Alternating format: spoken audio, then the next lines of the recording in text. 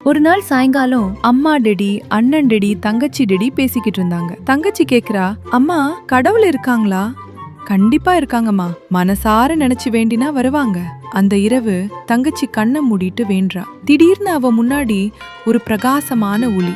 அந்த ஒளிக்குள்ள 2 கடவுள் உருவம் தெரியும். தங்கச்சி ஆச்சரியமா பார்த்து 2 பேரையும் கையெடுத்து கும்பிடுறா. அடுத்த நொடியில அந்த ஒளி மெதுவா மறைஞ்சு கடவுள் காணாம போயிடுறாங்க. அடுத்த நாள், அம்மா 2 கடவுள் வந்தாங்க. அம்மா சிரிச்சு, அதுதான் நம்பிக்கை சக்தி. எல்லா கடவுளும் வருவாங்களாமா?